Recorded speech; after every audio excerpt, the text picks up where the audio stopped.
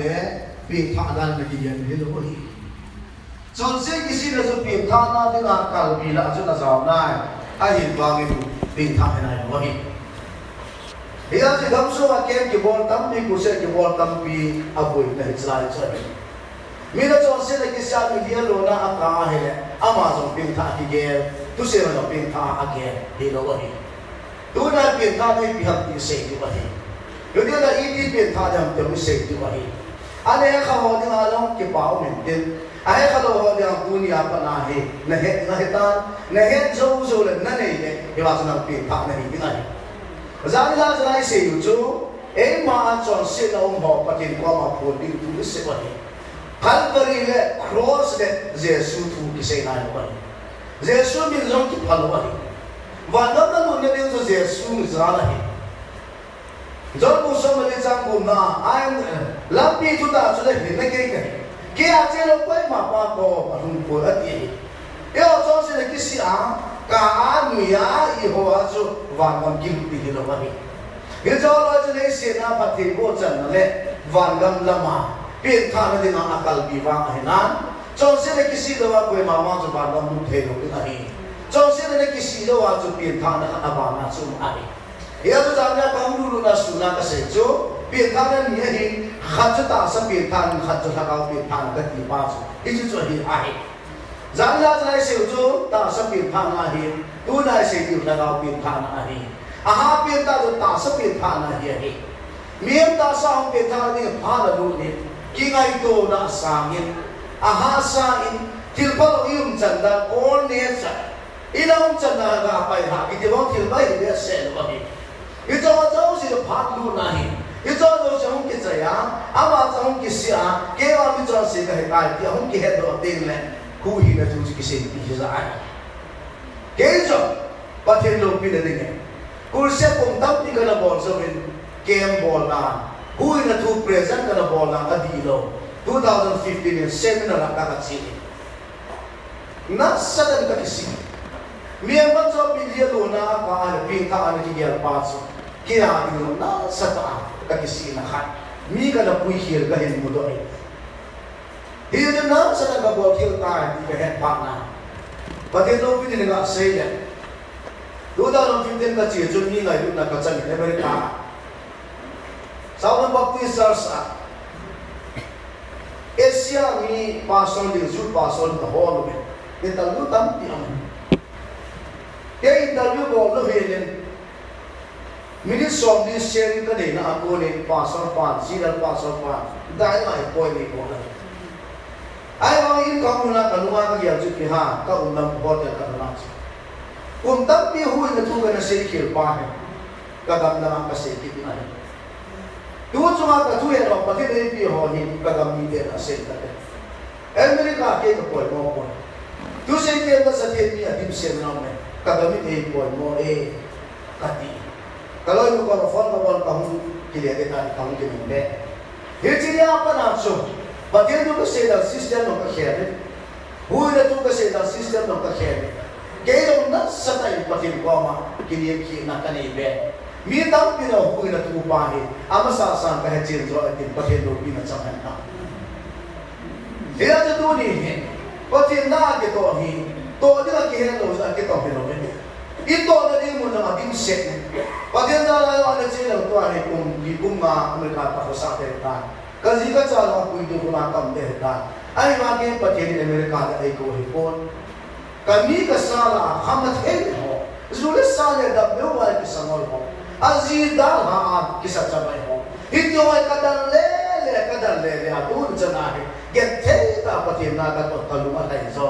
Ay ito pati na yung kulang mo nakamsin. Pati yung tapan ng panay. Kalau sudah pada lasat si, asal kita ni luham lu mana kita usi zona. Pati ni ko na muna. Kalau kita na, Yesus nung suwi ke pagbuatan. February tadi sobi itu 2003 pati ko mapihana na. Ano nung napapa mo na siya ni Hilogin. Pagka ni sol mo siya kana kihi. Ibig na mo siya wala ko at siya. Kamate mo lang kita lele nupa kita lang kita lele. W1 na ho kiso lele Hitsan na pan kilaha.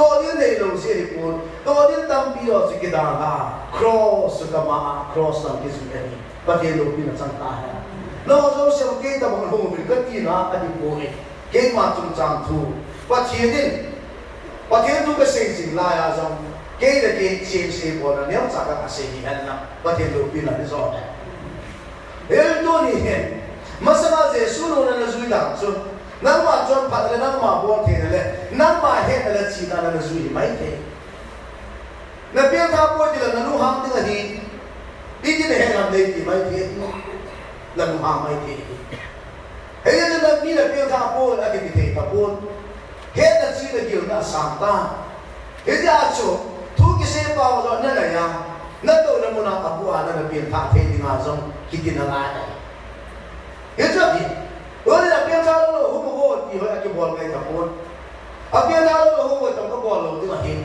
nó tôi nó muốn là nó là cái kiểm tra đoàn nó là nó sẽ xuống cái sáng thế là đi thu đi xe đi vào rồi và thì đầu tiên là chẳng ta nó là cái gì cái bol tập của cái ta chỉ mà chúng cái tại cái này mà sao mình biết thôi đi đi rồi đó chúng ta na ta thu đó cái xe kia mà nó này cái lại là hạ sầm ô thế là hạ sầm lại ba trăm mà anh ấy cái số đi à Jesus muốn gọi là ba tô muốn nào cái sáng thế anh muốn nào cái sáng thế muốn nào nào cái sáng thế tôi là tôi à thế coi mà cha biết tha thế rồi thì ông bồi đi đâu mà hẹn mà sát được cả nôm mi có cái biết tha thế của thì cái gì ha mi bol thế rồi chứ mi ông đàn ông thế rồi chứ na mi cả là mà cả thế rồi chứ đâu thì mấy thế mi họ testimony sẽ là bồi bị đi mi đi đàn về đi đồng nghĩa như này rồi đi về mi nó thì bằng con đi ra đàn nó thì bằng con ya thì bằng con nữa hình dạng rồi nama nó hình là bằng rồi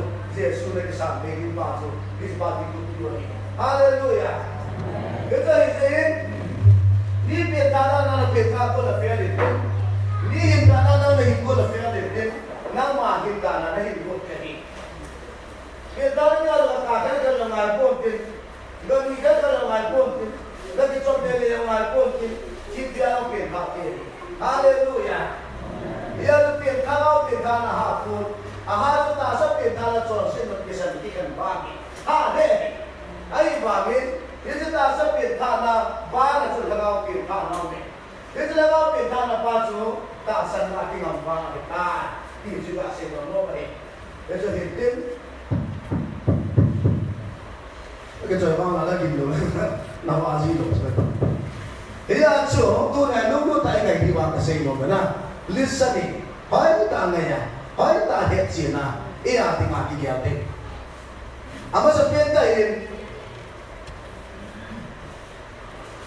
tôi là biết thà là đi đâu phải là xem cái emotional cái gì nó khăn na mi còn có chỗ bên tôi sẽ ai là đâu này Jesus tôi là TV phim của anh là một cái số này điều không thể alors ni ale patien tu sa pa testimony po la tie se mo ka ti ho long ti ye ti emotional yong cho ka mo ka ti na po ai wa mi zo sia he ko to ka se mi zo se emotional thai do he mi la ka chu reasoning a reasoning aba chi le then ta ko na ho do ko zo mo ai bi je yong ne bi ta le ki pa zo tôi đã cái gì nên Bible và cái tôi chắc chắn cái gì này hiện giờ Bible thui nó tạo ra na hiện giờ họ coi là cho cái sáng thế này thế là gì thui nó thui cả mà xem gì buồn mi chọn xem nào cái gì mò phạt là một chỉ có phạt là thui nó thui cái gì phạt gì thế này Bible cho khát đi hết rồi cái gì là này 99% vàng này chọn xem là cái gì này để tạo nên việc cái là này và thiên đường bình là trong này Hallelujah Hallelujah. Ini ama pun tapi Kristen na hina. Jesus tu na Bible tu na head zo ship jo. Jio na man cha tu na pathin tu na ngaya. Nama na samse phano ma la tu dia su hi ba. O paka dia. Tu dia hi pathin ko ma ta me ma ba. Jesus Christ hu hi ko le pa ni sa ma ba. Hi na le ka ba min kum dia pathin ko ma tu na ni ta tu ari. Pathin do pina cha hai Bible thu bên cái bên này về ati này Hepa hinale ka ba kaya kami na ikumbyo na tilaw siya akong lulong hindi. Pati hinale ka ba kami kung di angala na hin. Nang ipatito si Dan kichusing na hin. Pati ni sa mga mapuilutin sa Dan ang buhat mo na kichusing na hin. Pati na sa Dan ang kichupa sa ko sa hadza dikam nang naon nalamlama nang napat alamlama hati na hin.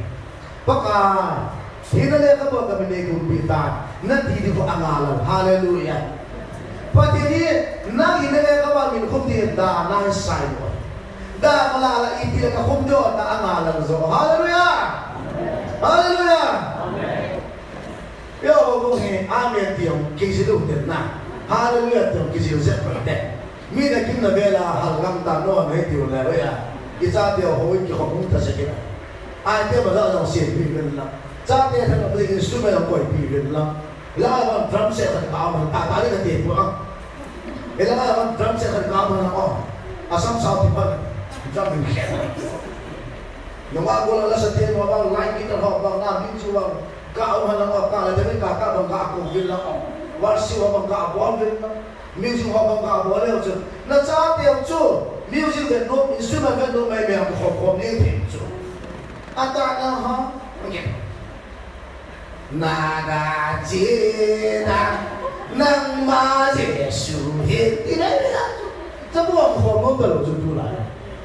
Không biết đâu thì không tán bài cho mà nó xuống khăn chân ngay nè attention ngay ta ôn cho lúc sai thì không đi rumah này nên xin nên rồi bố ấy mà ta nói nó có hàng chân đi attention thì đừng có liếc thì bà họ ta lúc kia các bạn đi thì này kia trên mình nó phải đi à mà bố mi thì bố đặt nè lakin ne bela ko vela chân mình worship thì mà này ni ông luôn làm mình pha chơi la sa nó qua la la sa ana họ nó qua la mình kim một nè mula pate ho mudim basa do mo ko khadu lo khat do ki bo yong jai so pa me bo na tham do ki bo lo na ne me na pa la ki ta lo la ki sam sam sam la na eu le ba pate tu sa pa lo na la life na war so a ki bo no ma ko lo ko ma ni ve to a hu le ye ki ho ta mo bo i bo ni ai ni so ma sa ai chỉ nghĩ ăn chơi hết mình cho thế là gì để đi đây thì à đấy à mà cái biến đại thì hui là thui sẽ điều gì hui là lâu đi là ba sẽ mà sao cho hui là này là ba biến đại này là chỉ là một chuyện tầm hầm là về mà sao thế mi còn phần làคนfree mà à sẽ thu họ về sao này cái à mà rồi bài của là anh cái gì họ cái gì bỏ gì cái gì chúng cái gì hiểu thì Film tu ngah kan jauh tiền agam mula gitu. Ini dalam dibuat mereka akun sama, kata dia akasan tu, dia. Dia soal aku iso loh so. God mun, itiamen, damun, itiamen, versus media. God mun, damun, media ini, acung so ke, Gol media ta gol media di mana hai acung cuma itu kan. Gol mula ta gol ita kan hai media la cuma hai. Media se masange. Tuai media la umai poi. Media di umla umdaham. This dispensation kasi man pun tu cuma na. Dispensation pati dan kamci dan tinahi. Last dispensation di pale pa lesi kata kita nabi tinahi. Jadi media ni di amin he mei ta công thì Dieu Jesus dia ya ei pa mei dia ati kha mei dia mei ku ta hi ai koi se ham pa dia se bani iti ham last dispensation ham dia ai he jama ko ham dia ham le se ki se kila pa na pa dia tu nong lo ho iti a sam campaign na pa dia tu nong lo ho ga dia ai ale ise non per cepat he God mun la damon God mun damon kidi he ko ise bha pathir se bhe pathir se mama he God mun la damon pathir ti pha na se bha wala ko na lucifer la le tha anu han pa lucifer la lo ho na di nga chu God mun damon cho se na he God mun damon he Mihente umati nga hipon Lucifer la lo ho ma diga hi hallelujah mi hemte umada sema ilojin pathen thawan umta hai mi hemte umada hi khala tu la ke ball crusade ball revival kan talo diga hi na do na che te na do na che lo the wa hi Kailangan mo na hi Lucifer la lo ho ma diga ki sema hi aba kila thum na eje da mo ko mo ki ti tu a hoi la ma iti haro ti a leise lai no ma eje ba leise nu ri pale don mun da mun ma di chai ta ya hi ji de hi te kana to na tia hi le ko na mi nam le na ta sa ki ko yin de na hi na le to de bible lu zu ya abraham am sum ati abraham mo nahi to paradise ki di hi paradise hi ama wa na ti a na pi tha lo wa hi le ko na mi nam lo le dai le ko mo nam se da su de tai ti ba ti na se Alalina atau jangan sedih. Jadi kau pun cuy tak bangun ha. Kau namun lagi punishment. Kau namun lagi. Lihat deh kau nanti ojol kau nanti dia tu di lagi. Karena patirin satan kau nanti jam di mana. Ayah jom kau di mana hijau jo. Patirin satan kau nanti jom sejo. Nam kau dia sedang ada tu di lagi. Awan kita satan ini nam kau som kita lagi. Mi piantalo tidak nong taso, lesi na piantalo apa tiada dong ho, piantalo alam ngapang ho, reven sola le piantalo ahu mulam kaya pergas tiba ide, abu min nama ho, ini mau jadi sering mampun, abi yang le piantalo ahu mulam kaya pan di aten sarga, gua muna double punishment jang di tilai, ayat jo, piantalo ahu dono lo cuci gua muna Sada nama aku cuma tadi beta. Ini pada kali itu yang tidak dimusik kian baik. Biar kalau apa ho, biar kalau hati pemolo ada zaman kanizat sahel menampilkan apa. Kau pasti dikit dapat hidup mau hati ini. Luar mulai cinta sangat sangat boleh. Ya tapi kalau dalam kaya dapat doa, luar mulai ini sambil lagi. Mungkin ni ho pulang kaya ni kisuji wajib. Tu masama hoki vela isi ada senso. Hoku lang ba kita kichuno e pon kipalam din zo ang. Militer ka kate ke rasam pita yang berdiri hirata patin ko ma ta din. Ta na ho group na bon fa. Party lagi sirva na kaino na luhan pinabot na. Ta ho kita kan ho le. Adi. Ko mani hawai ho le ni ngai lu min din. Ko mani hawai ho le ni daw ki beto. Tadi ho itu bang hidup kita lo cing kita tu kasih itu cang. Tapi yang le, nabi kalau tilpan apa hozau sih, pakai nada panala hozau sih jo, gol mulai nane tu ini lagi. Pita ngai kasut dia na, double pani sebeli pakai dia. Ayo langkah tapi tak boleh nakal itu ngai ni. Pita buzo, Amana damun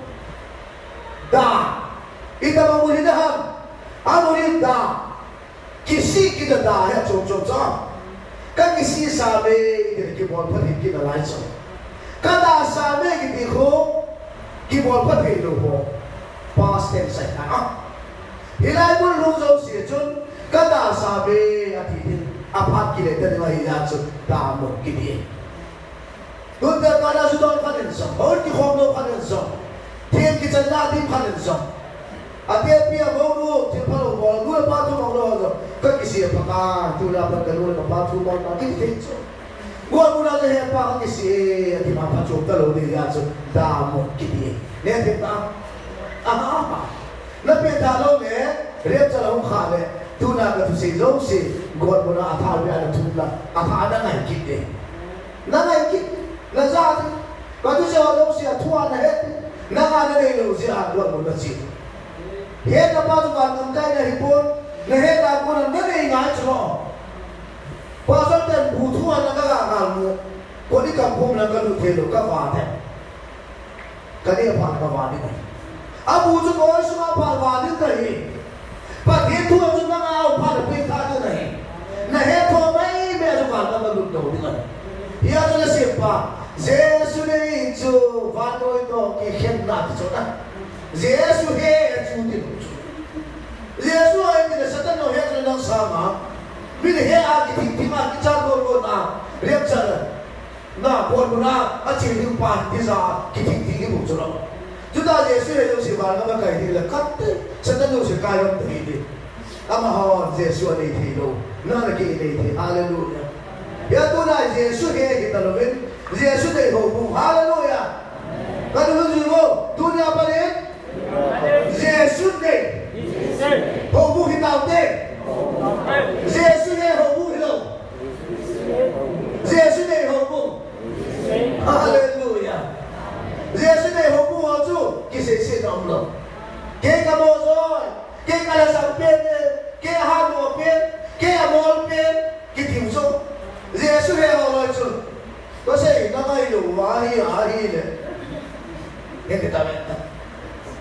Cái sao bỏ thế yêu nó không thế không? Cái ta biết. Giêsu này hậu rồi, chính chế. Mình Giêsu này nó muốn chế về ta được rồi. Muốn cái sự chế, ta sống cái sự chế nào, mà cái sự chế, các chỗ sự cái sự chế, Giêsu này là chỗ sự điều gì, free mà cái việc bằng gì, Giêsu hiện là mà cho hỏi chế, phát chế, mi chỗ sự là muốn chế, bil chế mà thích đâu, mi đâu cái tốt, mình Giêsu này về cái điều sáng chế, ý mà trái nó mới kia chế, cái tiền cái sáng chế. Nei tao bu ke vang hindi ka pa ma so si kineo sa nan din ba hallelujah ye to nei ni suma be da so o ko ya patine se ho liang che patine lo se ho lien che gon mona pret da sa bo di ba ki tim mu le ba ni ke sa pe ta lo se he ba ki tim be la ta no so gon ba na mai kha sa na kai ba nei ma ko ni sa ya là các bạn đi du sáng nó mày khác cứ rồi Hà Lan năm tới kỷ niệm thu bao và kia đây là thằng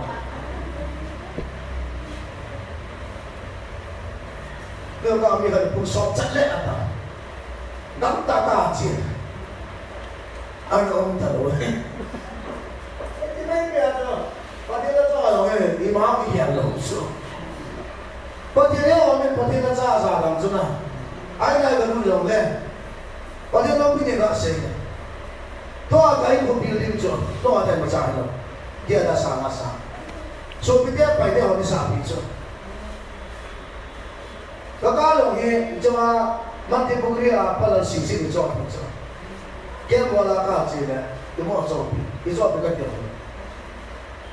ale chi il ko dia pai de ho de ka da ba la ka chi a lo he se ke de na ba ko ka de a du kan ka ka du na he ka te hol ku ka du kan na ku năm qua số liệu này là cái bà vào tu niệm và thiền là vào cái đồng quan là không đủ thì chụp thì cái chụp mình này là máu tông tới đây tông sâu trái tông sâu yên tu tuần nè sâu quá tao với cái mặt sâu à suy biết cái nào lại rồi nó để biết cái này thì nào lại bây giờ là cái chụp của một chỉ ngắm phim rồi bây giờ lại phải cái một luôn không chỉ tao nào nè bà thiên nó sao cái gì cũng được biết cho bà thiên nó sao mà nó mua mình ăn sạo那说那什么用不？你往是一个钱，你个叫做那什么哈，那懂了？对，嘛你们在这里要嘛给人，那好就拿动个路子，对吧？拜托那个节做 Christmas 过路哇看别动，干个话路看做，动把都怕地，把天不会大地，把光都都发。Pati po siya amen, hallelujah, ito na lasa yung kinapita. Yung tao lang kinapita. Yan pati mo. Pati ito kinatsakan. Ayaw mo ulit, habang ako katulay ta.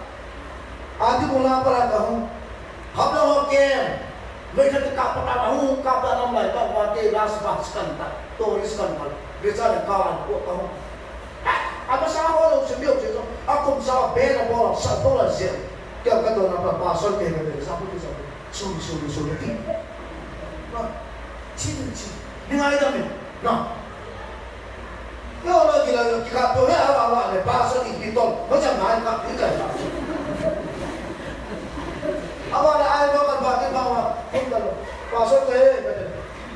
sorry đi u đâu phô lại không kia này là em học cái hall của cái thật của Asia mà thiên tu sẽ cả chuyện cho Christmas aku nak cakap tentang lilin berkat kalau nak akhir sodoi dan nama khote pada apa nama kalau salah mah ayah mo aku lem aku tak ada kamu na tu dong besar bindi kan pana sapa pengal tu zaman ai pion na kabe mon ai si cenderung tak so lagi yang na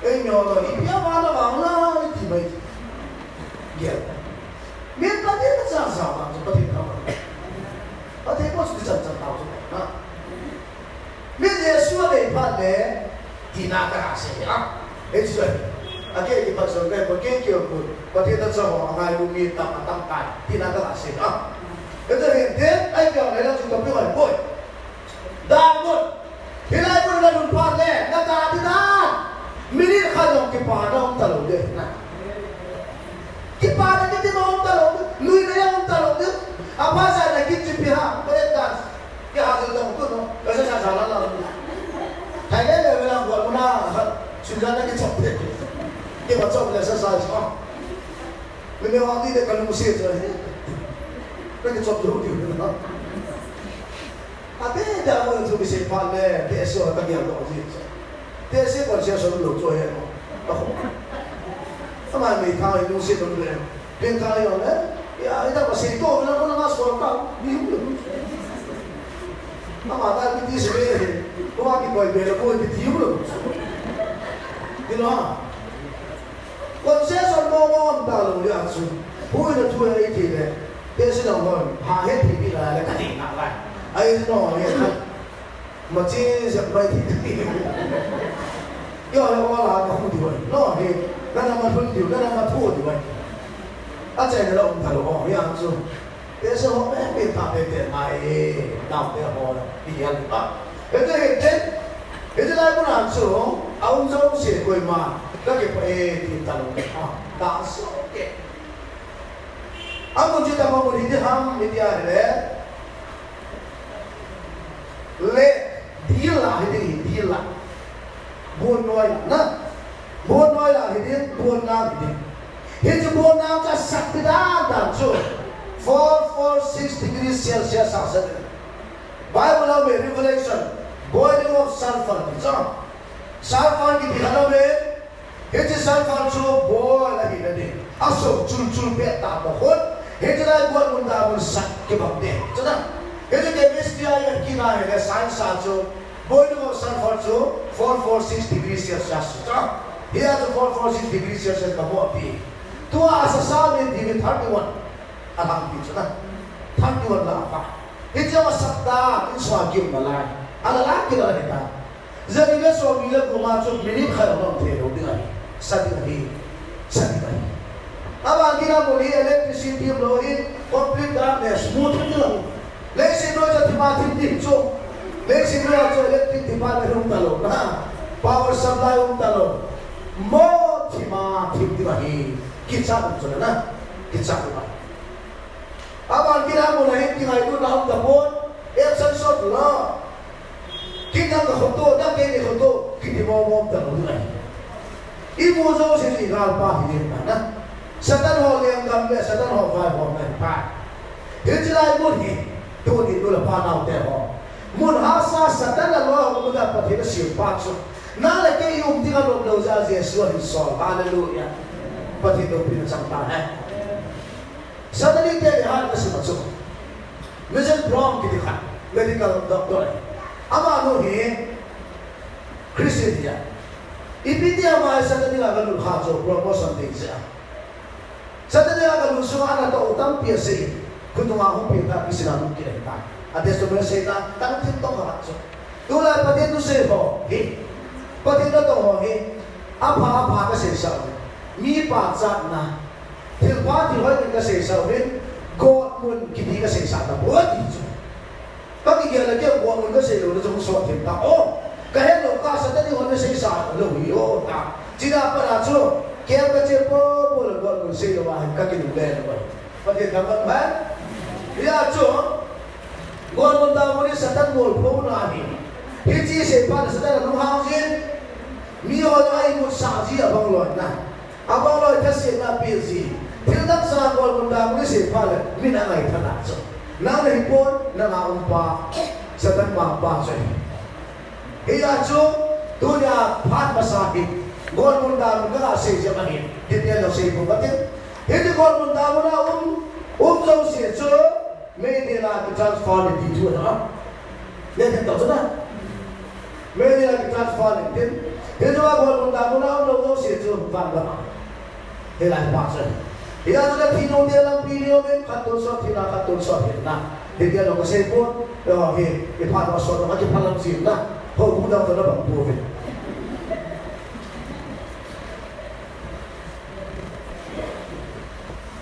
Kau na nga kami si so jong dan kelas la sa ay pon mo me te no ani ku ka ka no ban le to tha pa ko ku he a tu ki le yo me aso me ai la la me pa pa chu ta da na ya ju pi tham jo ko na bi te la ki se hi no mi ching nan nei win so da ka se de ha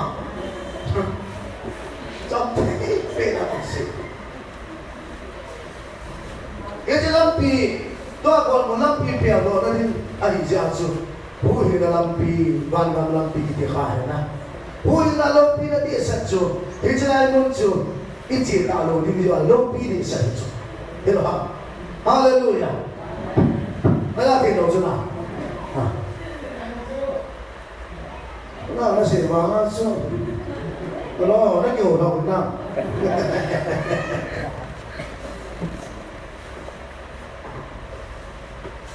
ai nè và năm năm thì bắt tay đi bên này sẽ sao thì được ta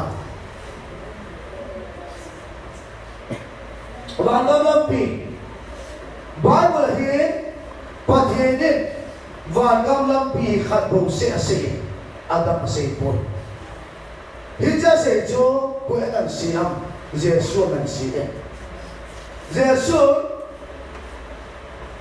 muốn nói cho này saban apa nak kapan sih Israel saban dulu nama masyarakat na Yesus Kristus wanole sit na le lain tunjang poi mo tak hen sih hidia sih wanga min god munda mun me dir kitiam ai wang ni lam pi pe do the lam pi khat so me wanga ma lu the ni hi so bol di o khan asli mi pila net jala bol na pa hi achai ina sita ina achana pe ta hi Nicodemus ki khanone Nicodemus ki pa ho nge Jesu ko ma ho hil ipi bol na se va ga ma su ko lu thei da ti au to sa ida lu Jesu na ton put na su Nicodemus na tha pe ki de sa na tha pe ki de Adi pada tu kau mas buai tak so. Ipi tisu, kedua semua kali kipi atau kipi cinta hejan kipa tak, itu kipa tak. Itu kalau ulu nak kata ber kipi dah, ada sana. Hewan tu Yesus, ni kau mas. Dua semua tak ber kipi tu loven, tu le tagawa tak ber ni hizon.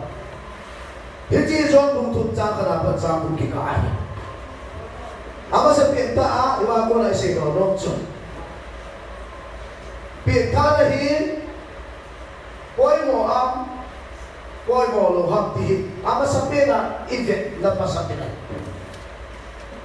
Ti chính kinh thì hết rồi. Biệt tha ho, ta chỉ mò nọ thì rồi. Jadi biệt tha là coi mò lô pa tu sia, coi mò là chúng ta hiện na tha anh luôn đẹp không? Biệt tha tu sia thì đi ra. Aje mera peta da mo ki dia tu aje ni dia sekali. Dia tu ni ni. Ama sa pena ga dia tu peta da poi mo lo hak di he zon bung tom cha la para chang up suki ina se masa tu he. Ale peta nai poi mo lo hak. Zon bung tom tu ki suki da na poi mo dia ki pun na. Ipia poi mo ha ipia thalo ne bol na ki chi ni hi za. Gol mula na chin dong la ho pon God mo na chilo no hi dawa na ngali na pitha na boy mo hi. Hallelujah. Hallelujah. God mo na chilo lo zo sia dingin pitha na boy mo eh. Chứ giờ hiện tại đấy adon bụng na apoy mo eh. Apoy mo ti de ta. Apoy mo eh. Ibig nam Asia be khat na. Vanam lu nahi. Kese po Jesus asi. Nila Jesus kancet ahi. Kalau itu boleh. Beta ni boy mo loha. No, kasi sisi. Beta ni boy mo loha. Beta ni boy mo.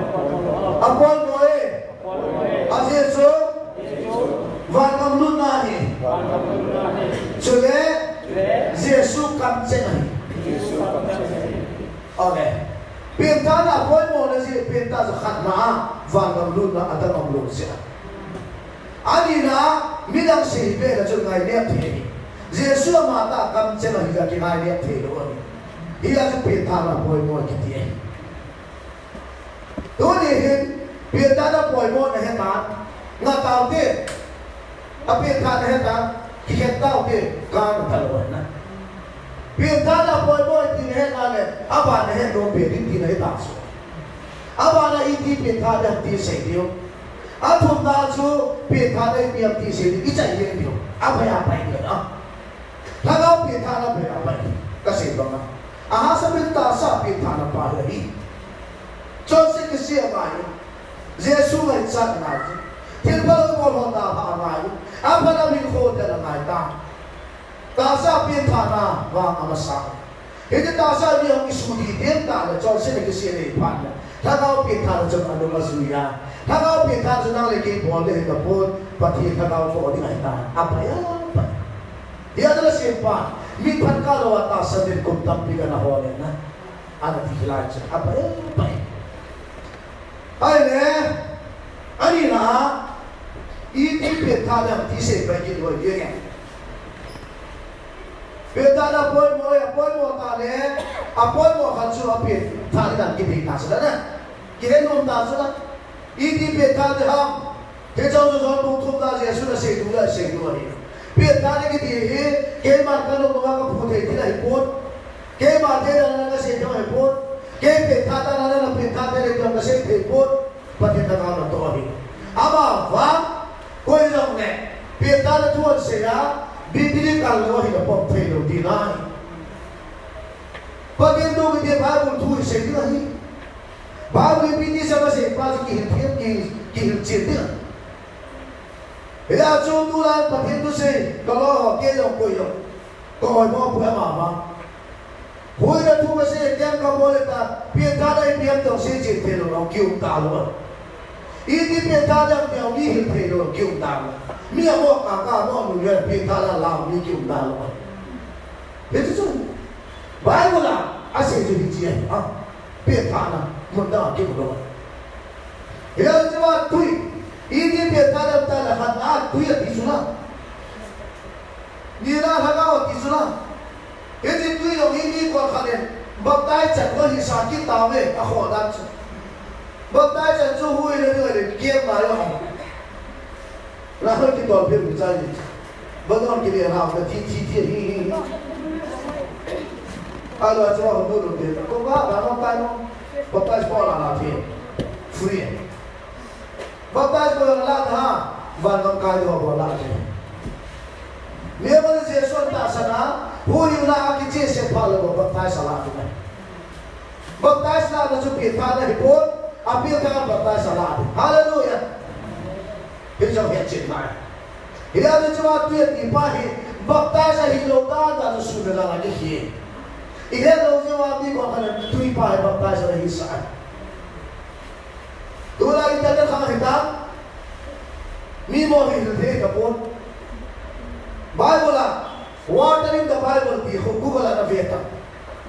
Apa sampai dalam murid the word ati tut sangka.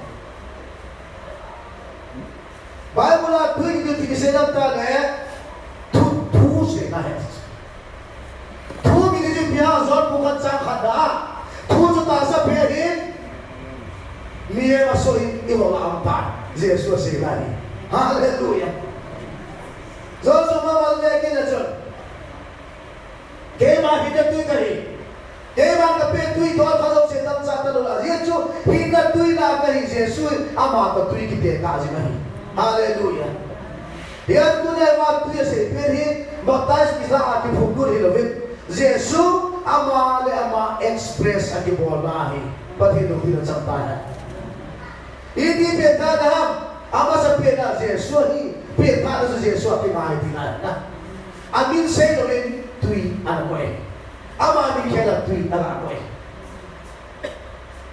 apa kira min Yesus yang tak sana ayat sana ayat kisahnya deh pati negara dengan bahasa Sweden pati ada sana apa tu negara macam ni pati na Kristen negara ni tu Kristen pun pati tu tu nak kita kadang Yesus tu acung jatuh deh saya kali baru Yesus kita Yesus nama ni kamu yang boleh kali apa lagi santai nanti lalu kita nak ikut tu siapa asal ni dalam buat petahun number 1 pagi alumni saya Revelation 19 Yesus kemana malu apa mincu kapal mantil hola kapur doa kapal malu apa mincu hinale kapal ambil khum dirahi haleluya Yesus hui mulai apa lagi sunset le patina lu haita heja pala de anina Yesus hepa amazon ke sai ta report pe de patina nam mincu hinale kapwa aziduna hinale kapwa minum zo Yesus thagawa muhul anamai haleluya thagaw thingapi heja thagawa muhul kiti thagaw chak kiti heja thagaw chak ni tu lai kiti de ho ko iloi khoma gi me thagaw chak di loi Yesus ta sa zo pa thagaw chak di mai thagaw chak masana Yesus ta sa di loi hiya jo thagaw chak masana di thagaw le je tu ye di mai Bible jo water and spirit ati Aki say masam boy mo masam tinay. In order as ina. Hiya to Yesus jo nagisa jo tiang le abana thakaw na chandi ti thuwa. Hindi lagaw jo na higpir mintin. Thakaw jo na on din. Hindi lagaw jo na kuna pot na italo di lagi. Tula in Bible simlo na sim ila thakaw. Thakaw tir ke na na ta dilal mo jo. Ti na tas. Patel naman nila na ngayon. Ang mga chong sita siya, nagaw na to na pa sa halo lawang timsubin. Nagaw kitang sa kinaha kitin ngayon. Na, bibiyang kakat, mangay tanaway. Ang aha na halo sa patin ko nanda. Hindi nagaw na nga akong pason, ipiyapang niya. Dahil sila na nagsumating siya timpa ni Hesan, do's and don'ts na hindi na. Boleh apa dah ini? Boleh apa orang kau budi ni? Nama itu boleh kita nak pilih ni. Nah, aman kita atau itu bibir tu. Repsa ni lah Yesus. Kau tahu? Ayat mana? Nama itu pilih mai tu. Nama itu bila Yesus orang di hiloi. Dihemte, dibilu wahid. Yesus orang kita kaya itu ni. Kau lepas tahu pada dia. Nawa, Yesus orang yang bila saya dia ni, nabi tadi mana kita thakau cun, ibu ngai loh ni.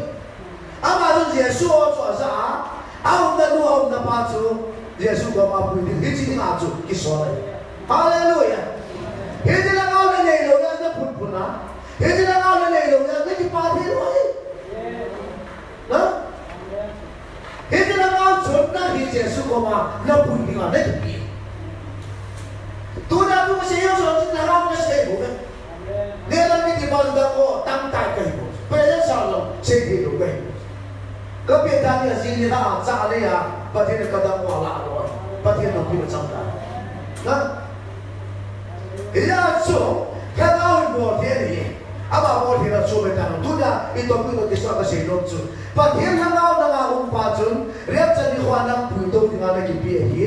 Nana dah hangai tahu tu. Itu lah kalau kita cari Yesus mengawal, kita tidak.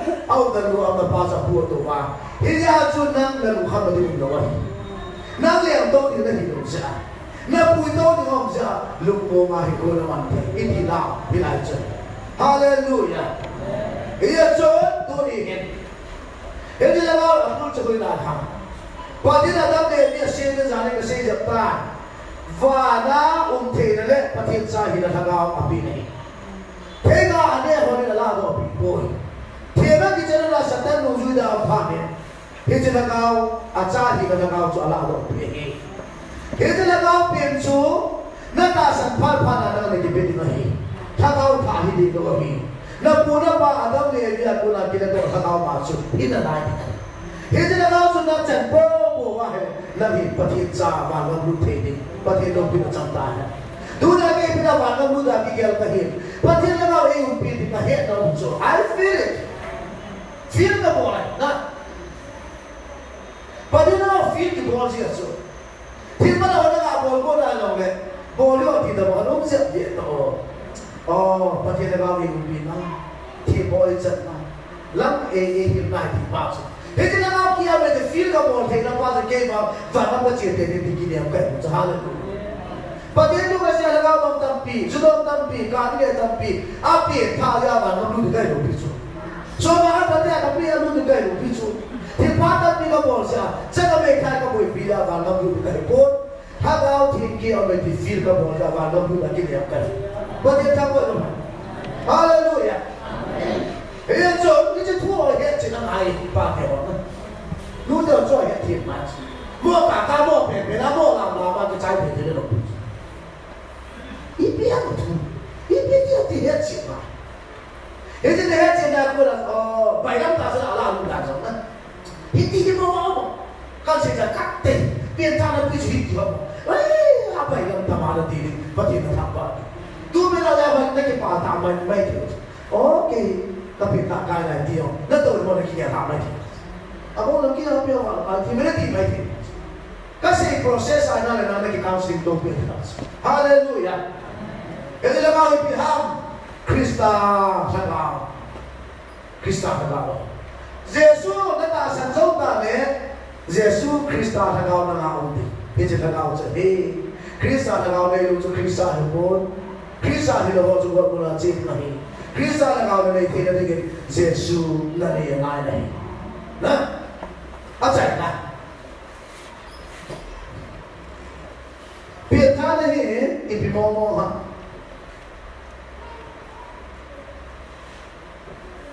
Hindi ay kecita kita lah so. Kecita jab jo hi yo dunia na. Apa orang tu happy kan? Biar tu happy kan? General idea kan dia kan. Iki mo so tu. Na mo hilo bin. Kio pati tu se ho. Pati na man cha ho. Ai din tu kasi pilo la no la pulo mai ke. Itu na mo po kio mo hindi kala ata. Pati tu kasi Hui na tu kisah. Ai dia nak kau pada di pelu dah ni anak mati mau ai. Di kahun kile aja pati di hui pina. Ia tu pita di mau ham di hui aku nak ilah di butang. So jadi boleh jangan sok tu nak tu sejuah ni. So jadi boleh jangan sok tu nak baca petal kita haram. Petal kita baca Pentecost niya he. Sudah dia lagi khotbah he. Kota tolpa ko mathura phana thuma. Thune se sabo chapana ta hum do so. Amu de do ta se. Sudah te ta so te ho mai. Nang ho. Na de mo wa na pa pai. Na ba do na thawa cross na khebeu. Nazareth Jesus chu. Pathedin pakai Krista atu ta. Cha. He cho usai. Pakai hati lepa hati nai, Krista hati buim bu adoi nai. Hebrew lagi bernah le. Zavein Nazareth Yesus jo Joshua Messiah tu kita ni. Joshua hati tu buim bu pati nai. Messiah hati tu lihat dia apa bu nai. Itu apa awal itu apa ni? office ang kasi hepo hilai hui puli le fa he kalutang ka ti man imam chui lo buti ai bi chui yang ne hilai gale be amai na pakai le krista ti ne kitai ti ko aban se be amai ji a kho he he a chu in se bi e ba he ta se bi la pa le me ba le be ta ne bi mo ham jesu hi ka hui pule ka lepa dia taki sa na su pitha na ahi pitha ni pi mo ham ti hindu ni lagi daw na se thi na tu chung programa pa na na se thi di heta pakita wa na pa ket ki bo revival ki bo set ki bo pitha nei pi ham jong se thi lo le a he lo ho itu lo kho pa pa chung da atu pi pitha na su na pitha na het che na ni mai ia su ka nu ka pa na te ho ka nu hin su jesu hi ka hu yu pu le ka le pa dia ka ki sa na su pitha na pitha ni na se hi pitha na tu se juda pe ho na ho jesu hi hu yu pu le pa pa the na tu na he lo zi wa atia oi mo na tu ba si ada oi mo pa ni he ji ni he til ki dam ta sa juda pe hi pa the min hi se ngai lo za we a pi le chong chu why is the place as you tho wa a ko tho wa pa the min mo pa na pi wa a pa bi he lo le ta ba bo na ong chang si wa he ji na pa da tho se pe na ni pi ho he a ma ho ha de ba chu better him it is on the Simon atu se ko adi de ma ti bol ke adi lo nge nge pathe na ko ni ai ai chu pathe din sa we at pa ni ti hi cho na ela ko na go cham pa pathe na ko ti ma na pathe ni ko ta ro chu atu se ya ti kai ba adi ba ta chu he na kala na pathe na na lu ti ba chu bol ke ki sa na cho se ki si na adi pia abo lo ye hum kisi wa a kisi pe ta wa pakai jesu ni ka ta khir ta ve abai ko hui pul ka le pa he ati allo pa lo pa ni sa tu pi ta hallelujah hallelujah Pentecost na sa tu pi ta ho number 1 kisi masahi ve na jesu thatina panala na khali na ti ho he ji kisi na Tuna lang Yesu khali wala tilo wa na inwa Yesu mol po na tampi na bolso amo do ren khat lai chu he ju na kisi masan ngai ta chu na kisi ta ni ta te na kisi no wa chu na pi tha le no na pi tha bol tha ka wa pi tha ngai nei he ju na do Yesu hi hu yu pu le pa ni le he chi na mai ama ho chu ta bo la mai ra ya pa chu pa thiem cha pa wa no hu yu pu hi ama chu ka le he ti ata san phan wa Tagaw ti at sumuha mi hete mo te di ma vaku ba ka to wa mi swang tum se se chu apik tha ba we ki di e ti sang tum se so pun da ma chi wa amo ho lo chu Christianity to a ju pa a ju pe o e ba te lo pi na chan ta hai hallelujah ri ti bible thu di chen thu lo wa ni e ju tu ni he pe ta ni mi mo mo ti a le khat na Atasan lo ho la wa je su thu ta se mai e ho la se ngai to pu he ta we la ka chai pa na ama la hu in tu je su le ko pu ka le pa la ke sa ji pi ta hu in pu pi se na ha i bi da je su hu in pu bi ha i da pa se ko ko ta mo ko jo ko na hu do se hu in pu hallelujah mi he te ye de lo na pa na i la pi o ta ai na ko ko so ta su ki chi ta Walaupun kita kilut dia cakta, hilai dah he, kalau cross saya di tháp tu saya suam ti le, kan dia dalam tu tam cak, nah, kau perlu hebat. Kau mungkin kan dah lah, boleh tak so, apa bu, kalau ni langsung kan cepai pai dia, pisir pun kau boleh dia, hilai pas tu tak ini boleh na, tu ada gua mula lu ni pisir. Kalau yang zo tu ada sudah hendak, yang zo boleh tak kita bungsu. Nanti tu hei apa tu zo bungsu kan? Jesus na ano hudo tanang lana kinuhi pa sa buhay. Jesus tao hindi so na. Jesus ba na ko ni hudo ta ya amano zuri di pa so pati no pin sa ta. Ya so ko muna ko na hudo ay sa so Jesus na ngada na hudo. Tilda kilo. Hallelujah. Karujo Jesus hin. Ko muna ko na hudo siya. Hudo pugi dia. Dunia apa akhir min Jesus punya hudo pugi dia. Ko muna ko na hudo siya. Ay ama na lempa. Lihat ini pihak. Today my home cuma my home timah. Jesus bermula kau nak hudo ho, setan tuan orang dimana, setan dia dalam boleh mana hedor pun, ama dia dah, ama tu doi ama dah hedor. Zalan zalan nanti lu setan dah. Miau cepat cepat tu ama tu doi ya, atau orang tu dimana, apa lo ati bol dimana apa ini. Cepat tu ama cepat dah apa sahaja ni. Agar apa doi ama lo pana. Zanen na hon fa cha bai kha ni ai ma chai na ki le tho tho ki so na do ni na le ke so ho da ke le ni pa el ma thu ni na bi ta te ka na de ke khana ka dok tin su lai su mai ka pin bi ka chu ma chen lo ta a ji chang Israel la ni ko ko ni ho ke ti bi ke tha lo ke so ke le Israel wa ka chi lo a chi lo ale kyo julai jam background kai kyo julai jam ka do mai thido ka pa nai zo la ka sa zuda ka ni ha bola ka bola ani ba Jesus ka le pa ogo ka na to ti pa ana ka to din tang pi ka da ha ka to lepa din mula ka sikin date kape phazawin casino to ne din cha de me lo rin so ye la in ba la so ma yo pe zo lo wa hi in thum ve ka kya ba agar te me ye chun ka upa te ka pali te ho le casino ni ko te la ho i ve zo po gol mera service ane ho payment grazer post education. Ito to po na kitang join report kala din po sa nakakatahan. July tarin som ni lagi nahi join report ko piling fala. August tarin tuma isi di Bible class ka di ako.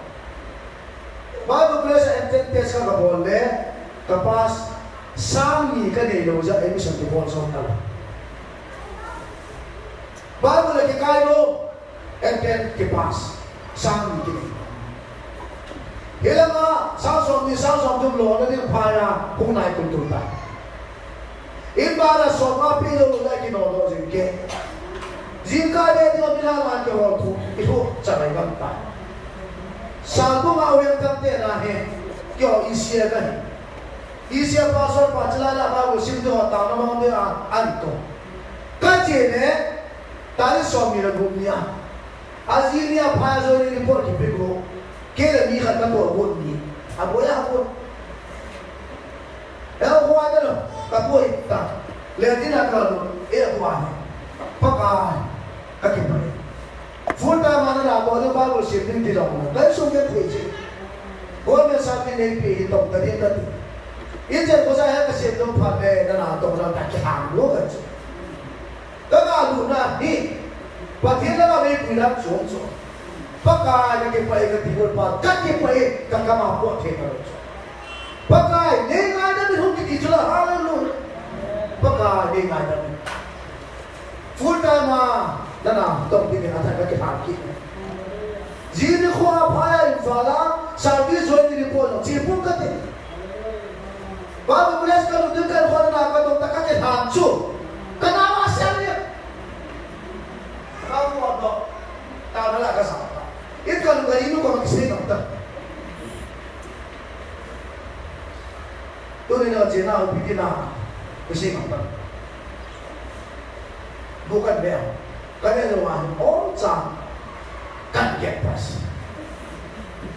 Kaya mo Bible sinding to sa hindi mini detail. Lalo na na ngai so. Lagi tinagala. Kaya gaya ng service na buwan ka din. Ito apin hapon pa. Pwede na Bible bless ng isang pag-iso. Panewa pa na pati na ng mga gizelo bisa.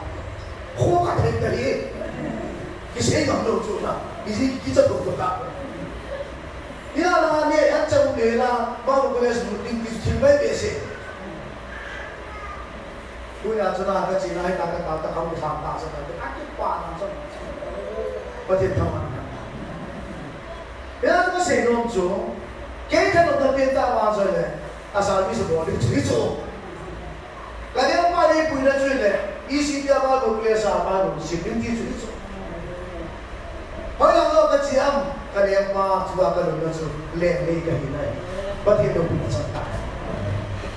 Bago preso kita ipang, di sa ating utaw. Mahato. Jika pusa ni pungkil at nalawati ko, so niluma bago preso ay. Mi nyaw sa tata yung sa ako. So kala, kampi naman mo maniw na. Loy, di ba sa di sugin. Kaya kang kaya kang room nakakalpong sa kasugan. Pagka, pati ko naman ko lang na, kaya bagay ka. Tataw siya na. Ilang yung usule, hotel na, nang chung-chung yung ikiki. Inunulan sa umlo, mabuhilan sa na. Pati nung pinakasiri, bago bless na kayo, na so, kabusiya. Uri mga mo din pala pa rin ako, ko'y malulo, ito katalon. Hallelujah! Ano lang kali akalawan? Kaya ko masama sa ilin, hindi aloko sila, kasi mo. Saan ko kagali, ito kakagali. Kaso, mahile ka po ako. Kaya ito muna ang malinaw, zohon mo tayo kagagyan sa nito, pitun sa nakasundan mo. Sama ka talaga ang Bible bless him din sa kasi like before Bible yun ako. Ale, dikan niyo ang tinsang may sa tagay nila bilang kaya kami compulsory holiday living sa him. Sa tagay nila abo siya sa nisa to Philippines. Buhala ka sa asin. Hindi siya nila tumatsuan sa natsuan siya. Kacopa sila kapuro siya, hindi tsuro. Inkalo na po kami na so, ang mga meri ako. At yung lang so na kiluwa tiyo sa kiluwa. Sila mang sa po, puro kipata kini. Ano sa kato di at yung nila so, ano so sabang makikila, katikira siya. May elmali dito so, ibang ang kimata. Ito rin ko naging mga niya. Turin mo ako basan, mo pa ako ipitalong niya. Kung nasa minisir sila, ay po ipinenene na ipisala niya. Hindi ko hunda, pati nung pinagsampan. Kaya daw ang sangwan tagas. Ito rin. Ano nyo, kasi nung siya, Jesu liyang pa, ito na. Ale, pati sa aling hindi kasi mabasa. Ribat kaya kang sapato, nambil kipito sa talo, dia kan kita kan, apa tu? Kyo tu jodoh kahi je. Ada kalau tahin, kacai jawa Korea dah hit apply ke bawah. Misa kira je ke top ke Korea cipu. Aja ini mah kamu di bawah betul je. Ayo hak tamasahi pati dehuli dia, cilu dua tahun. Kalau ite kamu tak airport na, amo airport swat na, pagka di hoy ng zone na rin. Korea chin na rin, hoy na zone na rin, hap ta airport ta kapsa, airport. Ito ang kiso no, kung hoy ko. Kiso na, mun pati rin ko mo bini Jesus. Nabili si kapeta, hindi to heta, kiti halo to sila na Diyos. Kaki ho ang tugas. Kiso ko pa muna ito kasi na, tagaloy din na nagsumahan niya. Kaluhan ko! Kamuha ko na sila na palsa, hindi ba sila palis? Ang tinaman ito. Palitin ko na. Kasi ito, lepa ko na ito kasi na. At ito ko na, so, ate pin ate mai di pin itu bang sebab khang ate pin lo amo hola lagi orang di bang lo ala ngai ba lu kapuna kasiap so bisa so lu kalu lu nasbah hisab reno kehi patine ko ba na bejelang tisi da ko da ka ho patin tu kan se kita so abana ta sa pahin sa kisu ho ni so ni ni to ni sa ko na pe tai in chen pa se ta so ni ni na mi ha ki de ho ni du na so bi ni ko ha se ni si na sa patin na ko ai awan balatan ale heji do le kisu ho kan boi pina chon kisu ho la tu se ka chi na he chapang apa koi ki thelo anu kisu na muna thian nume pasal chapang sikul ka lo hilo so ane ni sa le ka lo muhalo bulo wa ne ka lo ka lo silo ka ka mai do ki pa so nam pa lo na ko la kisu na tu ka se ka kan mu do ta so he ti chapang ho la ka mu ho lo so pa thene ba le e ki ta aki so nu ka ho ni pi pa nu so ta che ka he window ka ka da le na ka ka mu so ko ji ba le so ka nu se ki na mene yang nu pa ma ka se India so me ni ka na sam ka na khat ka so so su ke pasal ba wa so na ka nu me nu so so ho ma ka ku lu ka anu ni na pa ni ama ni ka pa aha ka kira zere ko phai to la ko se wala ka chetra di ke ma sir cha la ki so na mu kha be al bol mu na se ka che ke ta ka che ki la ne nu me cha pa ma ma ka mu ki he cha no kan so ke kan pu ta kan pu ya ina a ho ma he apa min anu min ka si ama min ka si ke ama sa bal ma la kan pu nu to sir cha la kan pu nu lu la pa min ki bang che kan dong ta kan pu nu kha nu cho nu da boy pin pi me ne ne no pin pi so pi ne ne he ge Amin ne nam ke pun. Amin pun ne nam ke pun. Alam dala kadile. Ke ni ban masula kana pir ba hin. Kapal koi ke pun kanu lai ra su chi. Kani ola ra e ke na ke sil chala kana pun. Ati ta. Boy na na lu mu ro. He pa sin ka si le. Ka ti ba sangin kana mu le ki mo sa ta pa ti pa ka ta. Kanu ke ana lu ko na ka chi. Boy Pinti so pina ne yan pada dia. Amin ne nam ke pun. Amin ne nam ke pun. Au ma ne nam. Jadi pabla au me TV. Hati tak. Jadi ni mo sai tadi confirm so na. Kepada kamu buat apa? Pagi dan tahu sangit. Hilalu makhluk le cina ho na lu am tai. Aki ko na ka ho sapang ta ta. Esa ko na so chil ben ke pa. Na. Alam mga niyo, jab katsong pehin, apunin, apanin, hosin, maholin, apuin, voca, tuma, ahutanin, atudin, ahutin lang. Kung tapi lawahi, ang mahukuhan sa tusya ka lang sasa. Kung pinagkatole, hindi din yung lasa, ahunta, sunak. Kapag le, awun mo, akway, tamas. Awun na lepasim, anang nung teres ito si Pumas. Lumasana sa. Kung mana tua het no, kinamali to simple again. Katola ko na kami sulog si. Oh, ano kihudo het tua mali no si tadi kita. Niyo na het ko kita.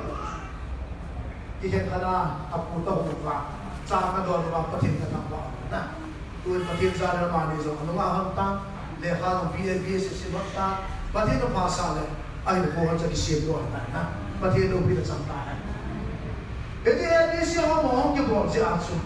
Mitang ni sa pagtang min patso na ba elama asa na mo. Sponsor si Pablo siya. Hasiya 60-70 expenditure siya. Aha, lele. Jadi ta na kati ito ba. Aha, bese.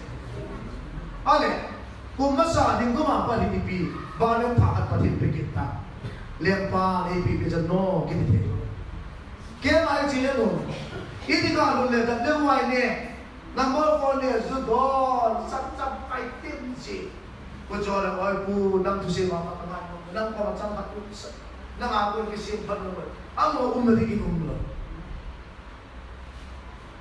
ite mo abang mo kadame ni tapi ako di khati dumasa gandilis de melon jino akalas anang buwa sujti ala ko lo le khangche da ko lo la ni choi da to ka azino masun la kane ko he mo ni tapi patasa ni na ko ko vera ka tapi azin sin ka da to pa ko chi hol aso ta lo ha ite ho ta mo ham na thena ho la mi ho pin than ngai sa an mu pa ho za ka za ni ham to ha pe ni e ko ma counseling ma cho au ma ni accommodation ki pi ko hi ji thu hi to ma sa ga ta ho la ka ga se le se sim ga te ki a pe na chi cho le ring da la kha ni pi de rin to ka ba la chi ka cho vin la ka sa so bu be a him di ngai ko in cho ko do rin cho ko ai ta ko ni le jin ho sa ba ta ko ni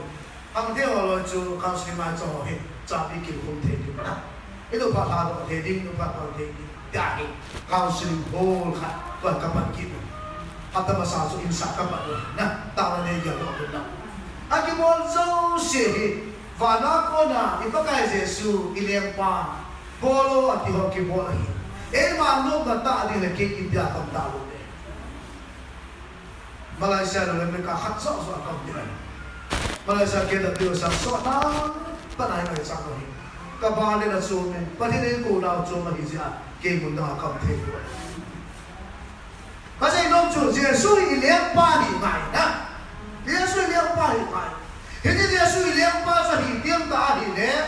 E chu va nom ki ni. Tu na bi ta bi je su hu yu pu bo ke sana liang pa ma pa ni. Yesus tina he na pona he gol muna ko na hui ko ma he dia he leng tina kila lu lo ama zo le na pa to ni nu te pa de na te ho Yesus hui ko na ne ya le ga na na par le na van ga na kai di chati na kai wa kai zo bo na di Yesus hui ko hi leng pa hin zo so Messiah patina hina ni pe pa zo anya zo na ki sa te le nang so van am kai ni Patien lo pina chanta hai. Ipitaka ka ke ku ka na ti jin ke ham nak lo le ana pan si. Ipitaka nang te jo hin ko na man thi ham le ana pan si. To ni ma je su na le ke hu do ta na ma wa ama na boi pi chu na hin ho chu so ama alem chang lo le hallelujah.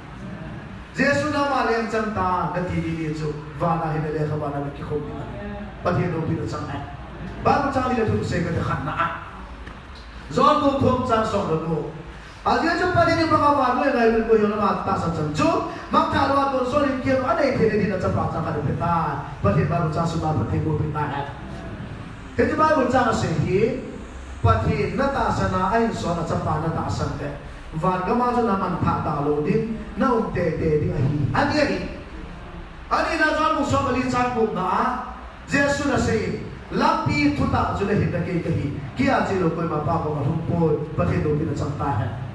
Itu was John 14:6 na say bini henge John butuh cha som la guma kapat asay chu acha pa ati chu ati nai.